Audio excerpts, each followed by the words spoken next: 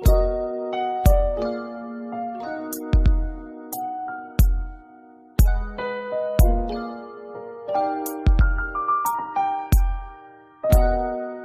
छात्रों, आज की छठी कक्षा की हिंदी तासिका में आप सभी का स्वागत है।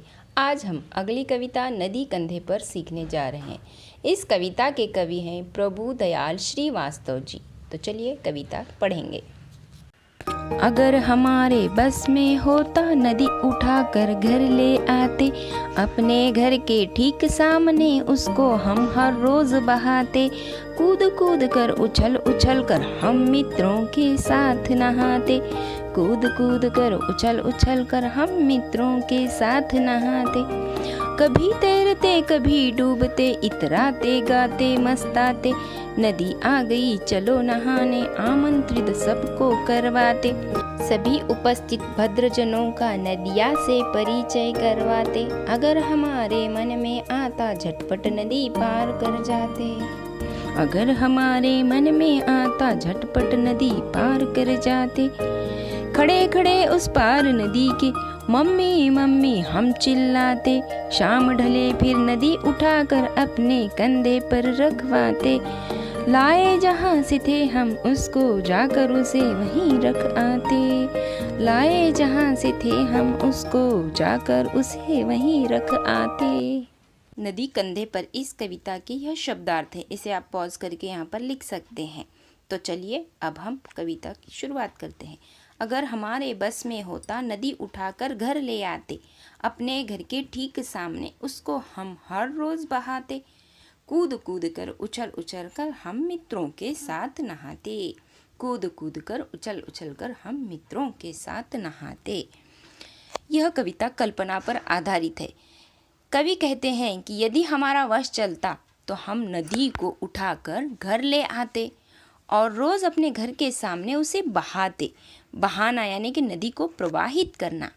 हम अपने मित्रों के साथ नदी में खूब उछलते कूदते और देर तक नहाते यानी कि मस्ती करते। अगली पंक्तियाँ।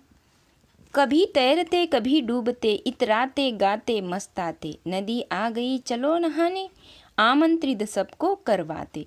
सभी उपस्थित भद्रजनों का नदियों से परिचय करवाते। अगर हमारे मन में आता झटपट नदी पार कर जाते। अगर हमारे मन में आता झटपट नदी पार कर जाते। मस्ताना यानी कि मस्ती करना, आनंदित होना। आमंत्रित यानी कि जिन्हें बुलाया गया हो, न्योता दिया गया हो। और भद्रज यानी सज्जन, भद्रजन सज्जन। अब इन पंक्तियों का अर्थ है, कवि कह रहे हैं हम कभी नदी में देर तक तैरते, कभी डुबकियां लगाते, कभी पानी की सतह पर आ जाते। खूब मस्ती करते गाते गाते गाते उछलते कूदते खेलते।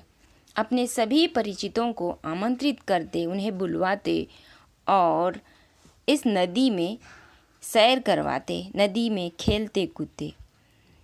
कि नदी मेरे घर के पास आ गई है, आओ सब लोग नहाने चलो। इस तरह से उन्हें आमंत्रण देते। जितने भी लोग हमारे बुलाने पर आते, हम सभी सज्जनों का नदी से परिचय करवाते। जब कभी हमारे मन में नदी को पार करने का विचार आता तो हम तुरंत नदी पार कर लेते। यहाँ पर कवि ने बहुत अच्छी कल्पना की है। चलिए अगली पंक्तियाँ देखते हैं। खड़े खड़े उस पार नदी के मम्मी मम्मी हम चिल्लाते। शाम ढले फिर नदी उठाकर अपने कंधे पर रखवाते। लाए जहाँ से थे हम उसको जाकर उसे वहीं रख आते। लाए जहाँ से थे हम उसको जाकर उसे वहीं रख आते। इन पंक्तियों में कवि की यह कल्पना है कि तब हम नदी के दूसरी ओर खड़े होकर जोर जोर से माँ को आवाज़ लगाते, खूब चिल्लाते। जब शाम रात में बदलने लगती है, ढलना यानी कि बीतने पर, तब हम मित्रों की सहायता से नदी को अपने कंधे पर रखवाते और वहाँ ले जाकर उसे रख आते जहाँ से लाए थे।